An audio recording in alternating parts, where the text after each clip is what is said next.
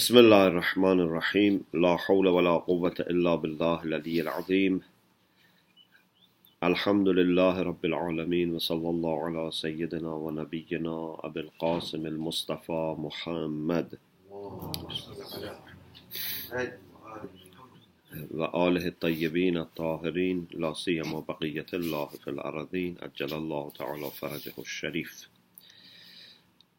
قال الله الحكيم في كتابه الكريم أعوذ بالله من الشيطان الرجيم بسم الله الرحمن الرحيم والعصر إن الإنسان لفي خسر إلا الذين آمنوا وعملوا الصالحات وتواصوا بالحق وتواصوا بالصبر صدق الله العلي العظيم.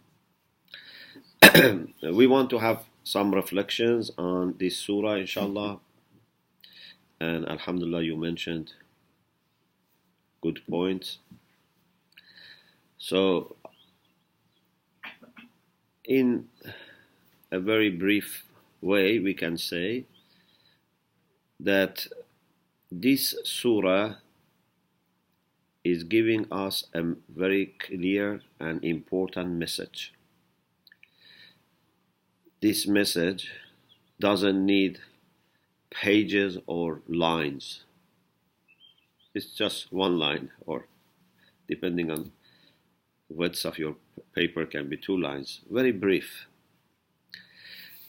And Allah subhanahu wa ta'ala also starts this with qasam, wal-Asr. He swears by Asr. Although Allah doesn't need to swear, whatever He says is true, yeah. But still, to draw our attention, He says, "Wal Asr." Like you are dealing with people that they may not trust each other's words unless there is qasam. So Allah is also mentioning qasam to convince us. Otherwise, for mu'minin, Allah doesn't need to use qasam. We believe in whatever He says.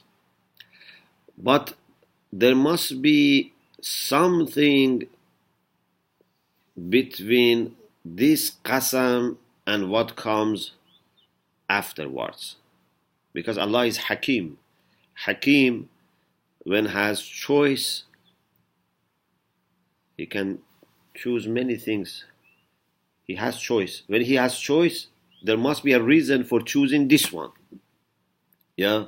So why, for example, He says, Wal Asr. It seems that it gives us a hint to the issue of time. Because Asr either means time or age or afternoon, whatever. It's a matter of time and life. Because we are going to talk later about human loss, and this very much is related to the issue of time. Yeah, your life is finishing. So He swears by Asr, which involves time. Some people say Asr comes from the root which means to squeeze. In Arabic now, when they want to say juice, they say asir. Because the main way for extracting juice was to squeeze.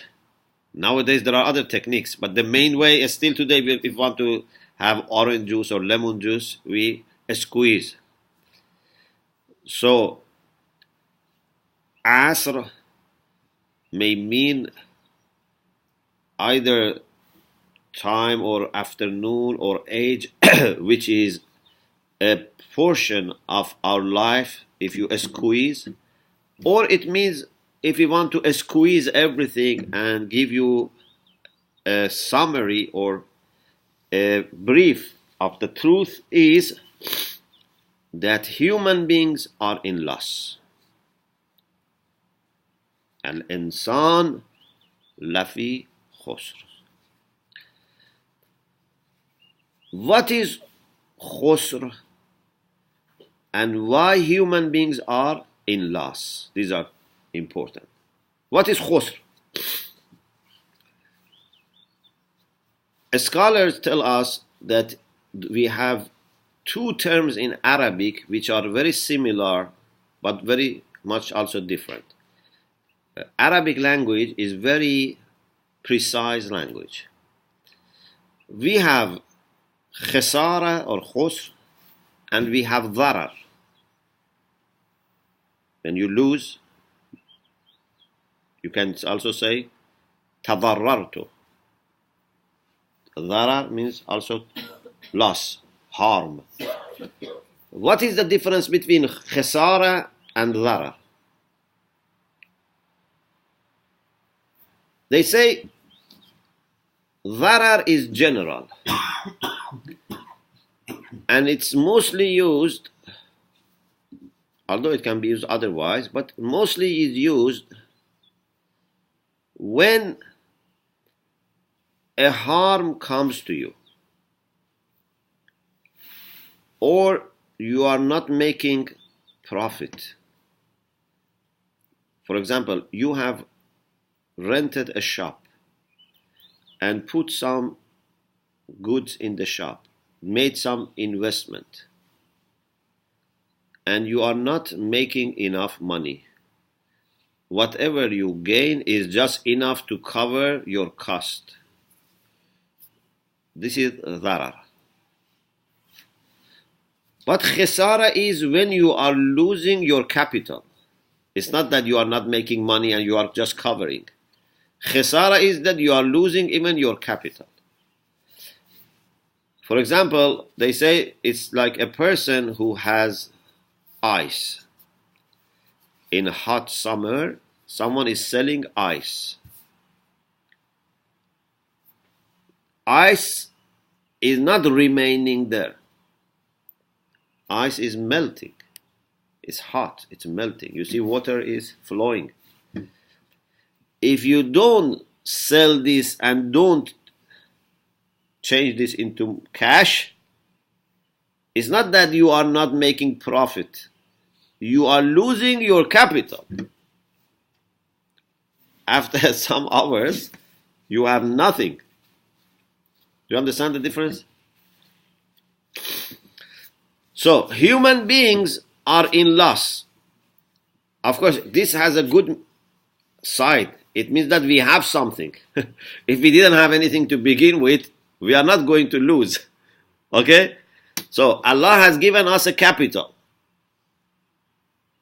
But if you don't know how to preserve it and make profit out of it, little by little, that's going to finish. And maybe quickly finish. If you die soon, quickly finishes.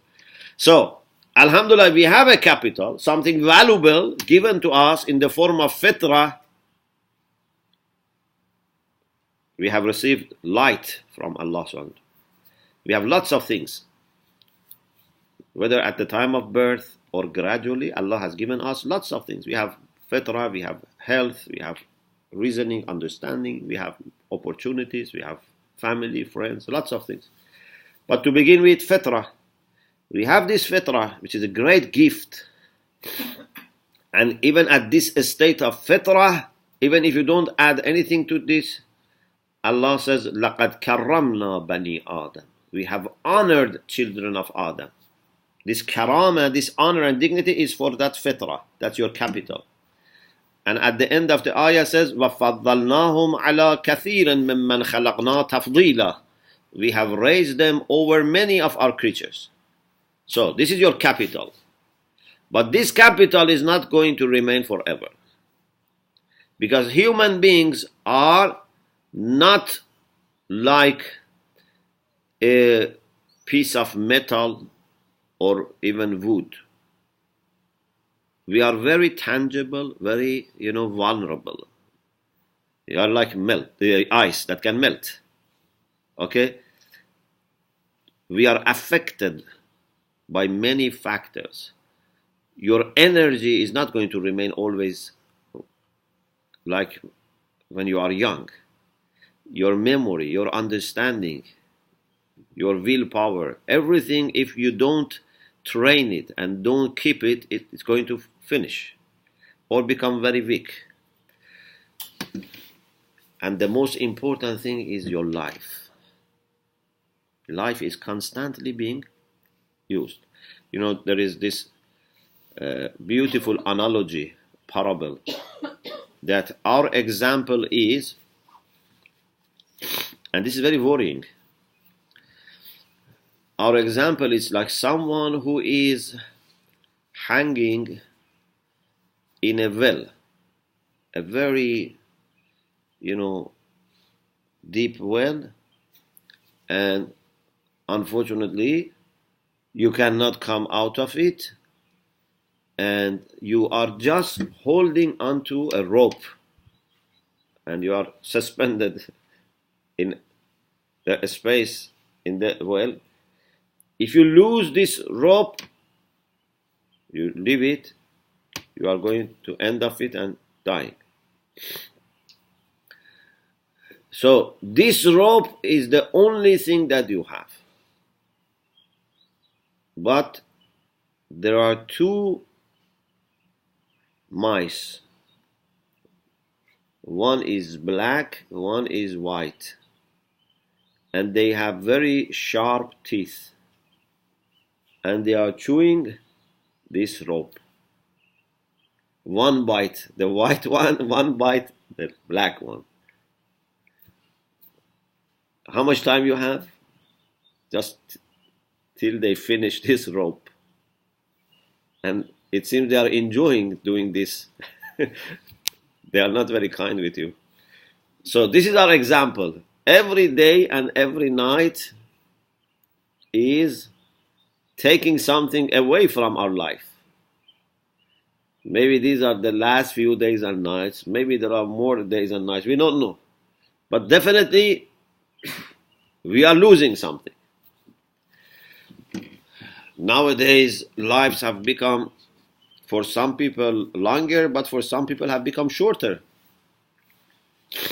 You see people who live up to 80, 90 years, and you see people die within 20, 30, In Akhir al-Zaman, many people die before their fixed ajal comes. Because we have ajal mu'allaq, we have ajal musamma. Yeah? Many people die in Akhir al-Zaman sooner than the time that they could live. Okay? So, time is our capital that we are losing, plus other things. So, alhamdulillah, there is something positive. We have a capital, we can use it, but the things are in this way, that unless you do something, you are losing little by little everything. Innal insan, it's not about any specific person or group. It's not for men, it's not for women, it's not for Asian or Europeans, or it's for every person that can be called insan. Lafi khusr. Illa. This illa is very important. It shows, although this is a common problem, but there is a way out. There is a solution. And this solution can save you from khasara, from loss. What is the solution? The solution is to gain, instead of what you are losing, something that is more valuable. If you don't make something more valuable with what you are losing, then that's the problem.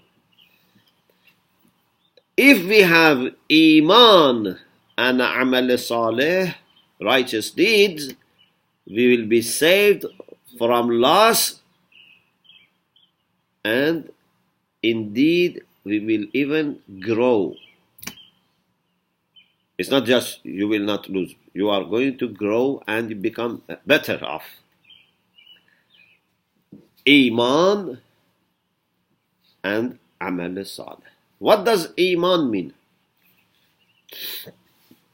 Iman, briefly, means we open ourselves to the truth that Allah has presented to us through His revelation. أَفَمَنْ شَرَحَ اللَّهُ صَدْرَهُ لِلْإِسْلَامِ فَهُوَ عَلَى نُورٍ مِّن رَبِّهِ. This is Iman. Iman is not that you invent something, you create something. No. Iman means to accept, to welcome. Allah does everything. Just accept it, welcome it. He is sending to you light. Let this light reaches your heart. Don't block it. أَفَمَنْ شَرَحَ اللَّهُ صَدْرَهُ لِلْإِسْلَامِ فَهُوَ عَلَى نُورٍ مِّن رَبِّهِ. Is the one whose chest is opened up by Allah for Islam, for submission, and he has now, or she has now, light from his or her Lord. Is such person equal to the people who don't have this? The other part is not mentioned. You understand by contrast. There is no need to mention both. Okay. Iman is opening yourself, welcoming, responding. يا أيها الذين آمنوا استجيبوا لله وللرسول إذا دعاكم لما يحييكم. There is a call, there is an invitation, there is an offer. Accept it. You don't need to go to Mars, you don't need to do miracles, you don't need to do, extraordinary things. Just welcome. Allah is sending you something to help you, to guide you, to give you light, to give you life. Welcome it. This is Iman. But the beauty of this is when you let that light reach your heart, then heart is the control room. Heart is the commander. If light of Allah reaches my heart, then my heart gives good commands to my body, to my mind. Then I will do amal salih. Okay? Can there be iman without amal salih? No. Because if you are mu'min and you have a little time after few hours, if not few minutes, you should start doing good things. Otherwise, what is the difference between mu'min and non-mu'min? It's not something just verbal or official. You say this formula and you become Muslim. Yes, from a fiqh point of view, whoever says shahadatan is a Muslim. But mu'min is not easy. قالت الأعراب آمنا قل لم تؤمنوا ولكن قولوا أسلمنا. Some Bedouins used to go to the Prophet and say, we are mu'min. Allah says, tell them you are not mu'min, you are Muslim. وَلَمَّا يَدْخُلَ الْإِيمَانُ فِي قُلُوبِكُمْ. Iman has not yet reached your heart. If Iman reaches the heart, it's impossible then you do bad things, you plan bad things, you wish people bad things. It's not possible. So, Iman brings amal salih. And therefore you can test your Iman by seeing your actions. Not that the actions are Iman, but the actions are outcomes of Iman. Amilus salihat. What does it mean, Amilus salihat? It means that they only do righteous deeds. Because if we do few good things and few bad things, this is not sign of Iman. Yeah? Allah says there are people, in the Quran it says, there are people that they do خَلَّتُ عَمَلًا صَالِحًا وَآخَرَ سَيَّا. They mix. They bring good things and bad things. Most of people are like this. Even if they are mu'min, they have good deeds and bad deeds. This is the problem. You do something good, then by doing something bad, you overwrite it. You damage what you have achieved. You make one day people happy, another day you make them sad. One day you help them, another day you harm them. This is not good. Mu'min has to be consistent. Even if you do little, but constantly and continuously, it's better than one day you do a lot, next day you damage and destroy everything. If you are making a building and you get tired, you cannot finish it in one day or 1 week, little by little. But be, first of all, regular, and secondly, not build and then destroy and build and destroy. Then you are never going to finish this building. The building that we are making for ourselves in heaven needs amal saleh. We have to send this amal saleh for that building in heaven. This amal saleh should keep going and should not stop or be replaced with sayyi'at, because it's going then to destroy. Amilus salihat. And perhaps we can say it means they do all salihat which are possible for them. Because in Arabic we have a rule that if the plural form of a noun comes with alif and lam, it means umum. So amilu salihat is different from amilu some good deeds. Means they do all the good deeds. You can say, how can I do all the good deeds? It means you do only good deeds, you don't do bad things, plus you make intention of doing what you cannot do. Yeah? If I make good deeds that I can, okay, it's not that I don't do what I can. I do what I can, plus for those things that I cannot, I make intention. Then I am like the one who has done all of them. At least in reward, Allah would reward me for those things that I have not done, but I had intention for. In the first session on Du'a Makarim al-Akhlaq, I explained this, that how through your niyyah you can get reward even for the things that you have not been able to do.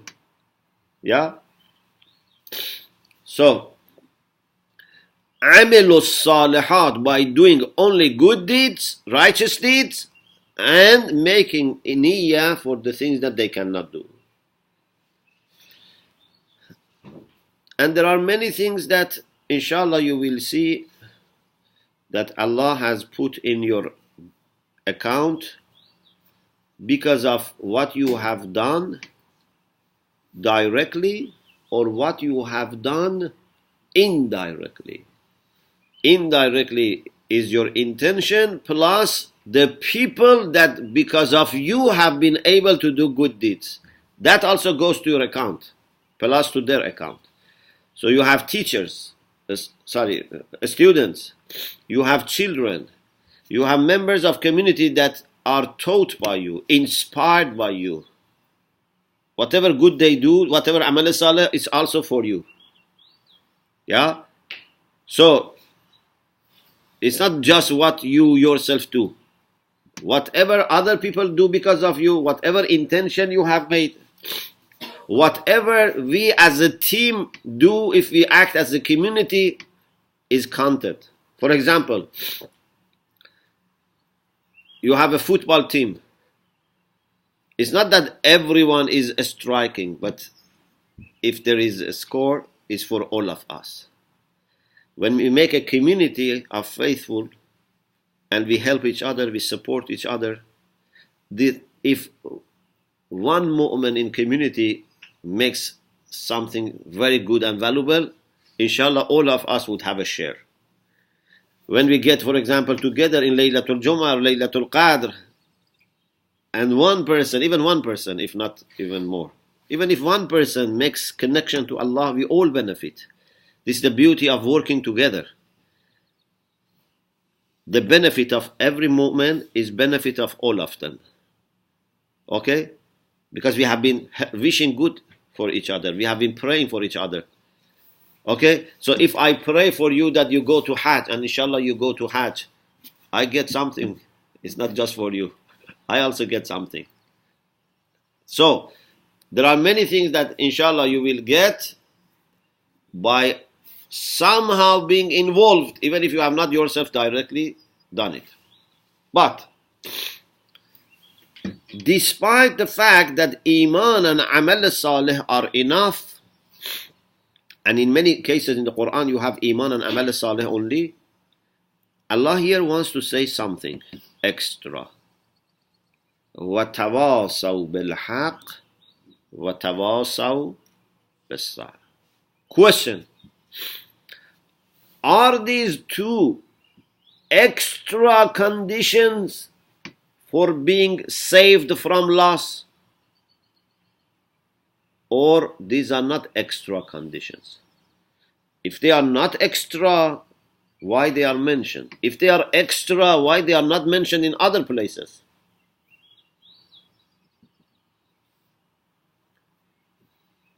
Yeah? If everyone has to have Iman and Amal Salih, and these two, why there are many cases in the Quran that we have only Iman and Amal Salih? My understanding is that these are not extra conditions. These are not extra things that you need in addition to Iman and Amal Salih. These are the ways to be able to do Iman and Amal Salih. You are not able to be constantly mu'min and do righteous deeds when you are on your own. You need help of other mu'mineen. We should help each other. We cannot survive and save ourselves from loss by doing things only on our own. When you live in society and there are lots of interactions, you need support of also a community. It's very difficult that you expose yourself to so many endless interactions and then you are alone. You need your community that can watch you. For example, it's like you are in a battle. Enemy can be in front of you, enemy can be behind you. You need someone on your back also to tell you that enemy is coming. Be careful. We have our nafs ammare that can be hidden from us. Even we don't notice what our nafs is doing. We have external enemies. We need mu'mineen who love us, who care for us, to help us. And in particular, two things. One is haqq, one is sabr. Haqq is the main thing. Haqq is the direction. We should keep reminding ourselves of direction. What do we want to achieve in life? We want to be truthful. We want to commit ourselves to truth. We want to move towards the truth, which is Allah. Al-Haq is Allah. ذَلِكَ بَأَنَّ اللَّهَ هُوَ الْحَقِّ. So we should keep reminding ourselves that we must commit ourselves to the haqq, to the truth. Not anything else. Just haqq. Because there is nothing other than haqq except batil. It's very simple. Either haqq or batil. But we need also patience. Because to be all the time committed to the truth is not easy. This is a struggle. And if you lose your patience, you may say, no, I cannot continue. Like, for example, we have a journey to make. Suppose, for example, we have to make a walk of 10 kilometers. This 10-kilometer walk is not something that you have done before. So, for you is the first time, and you think you are going to do it, but then you see, no, it's not easy for me. After a little, you become tired, you become thirsty. You feel that, no, I have other things to do, let me leave it and go and do my other things. So many problems happen to change your mind that you should not finish this 10 kilometers walk. But you have to keep yourself reminded of your purpose, of your aim, and that is haqq, and to be patient, that is sabr. When you see there are other people around you who are making the same walk, they are around you or they are in front of you and they say, come on, let's go, let's finish, then you get energy. But if you are alone, after some time you say, why I should do this?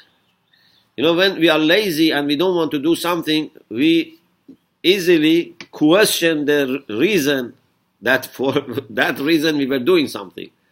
For example, you know, I have to do, I don't know, physical exercise. I am lazy. Then I question, I said, who said that we need to do these exercises? You know, these are, you know, not necessary. You have to, for example, do a homework. You say, why I should do this? Without this also I can learn. So you question something which is difficult.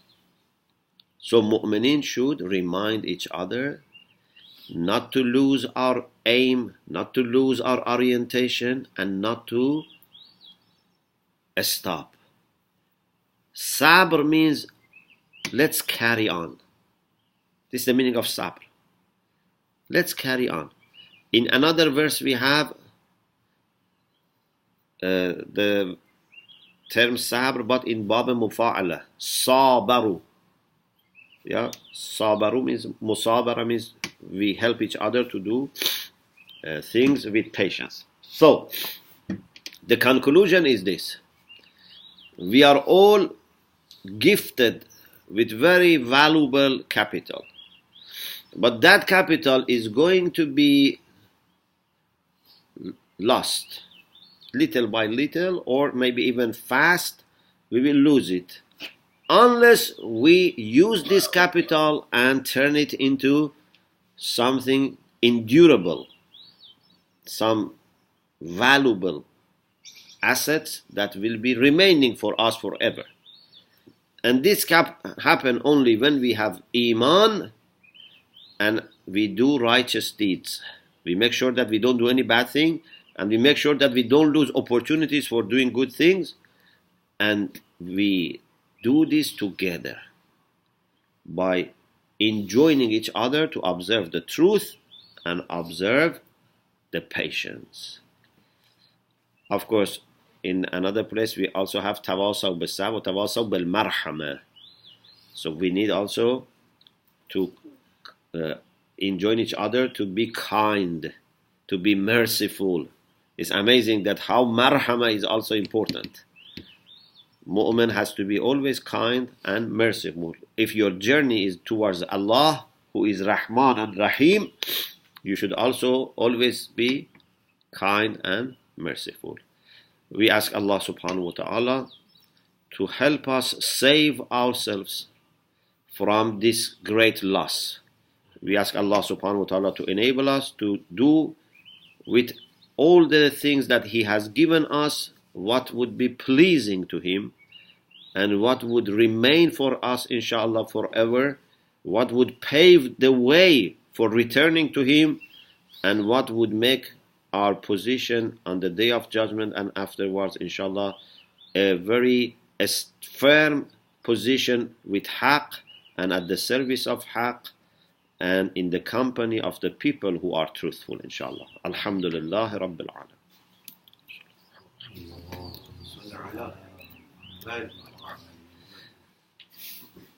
Do you have